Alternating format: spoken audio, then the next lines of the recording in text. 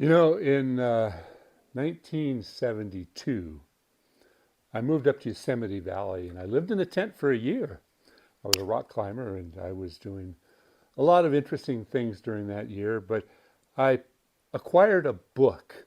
It was John Muir's writings, and during that time, I became rather intrigued with John Muir, living in Yosemite, kind of following in his footsteps, so to speak, in an odd way. But, the guy really intrigued me. And in the book, he wrote a story about where he hiked out during a storm to a high peak in Yosemite and he climbed a tree. He had to choose the right tree, of course, but he climbed a tree so that he could weather the storm in a tree and feel the essence of the wind and the nature and the rain and really explore the meaning of what that storm was to himself.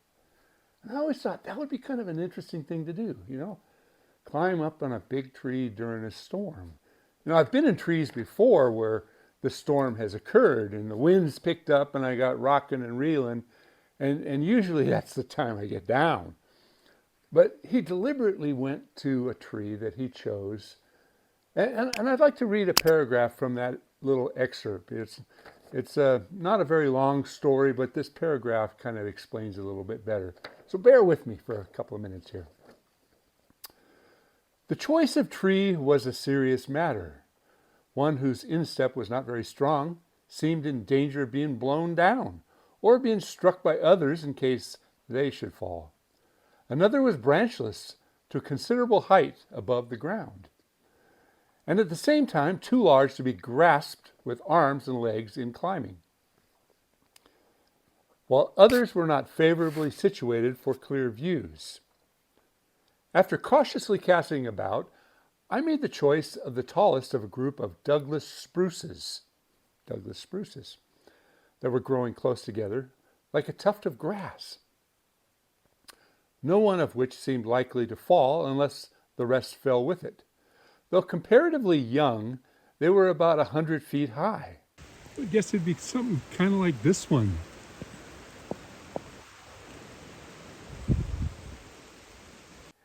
And their lithe, brushy tops were rocking and swirling in wild ecstasy. Being accustomed to climbing trees in making botanical studies, I experienced no difficulty in reaching the top of this one. And never before did I enjoy so noble an exhilaration of motion.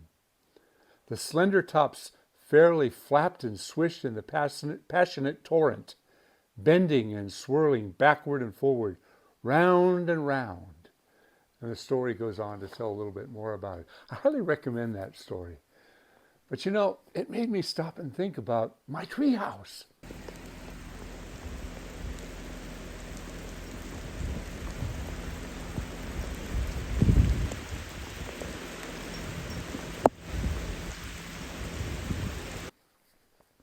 I was out there in the storm the other day, and I was looking up at that treehouse, and I thought, I should go up there and spend some time in this storm at over 100 feet high in a Douglas fir and really see what it's like. Maybe I will, maybe I won't.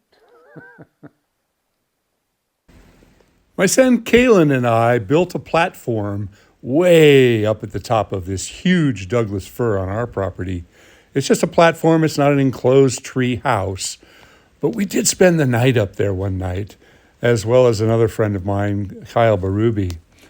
This storm that's going on is making everything just come to life.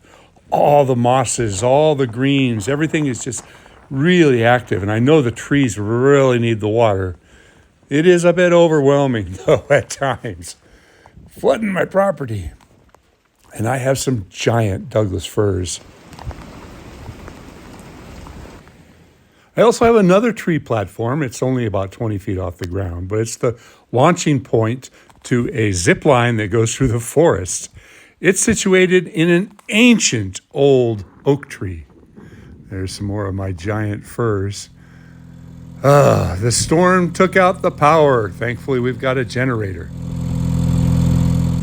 And I've got plenty of dry firewood. Unfortunately, it's not all completely covered up. But the fire is such a blessing. Oh, I love having a wood stove fire.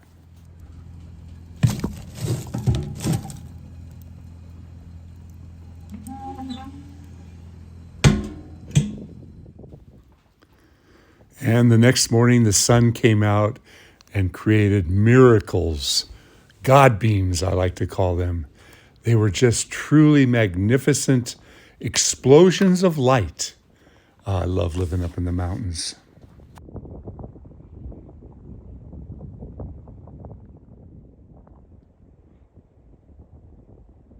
So if you'd like to see more about my tree platform, or both tree platforms, as well as the construction process that we had to go through, boy, that was a job. Oh. And I've got a couple of videos where we spent the night up there, one with Kyle and one with Kaylin, and some of the stuff I did with my kids up there. I've got a playlist. It's the Treehouse playlist. Some of them are quite long. You can scan through them. I'm going to leave a link to the playlist in the bottom of the comment section here, or the description.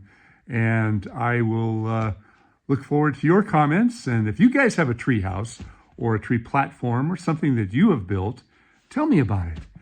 And while you're at it, if you're not subscribed, you know the routine. And if you hit the like, it helps out with the algorithm. And the comments are my favorite part. I get comments from all over the world.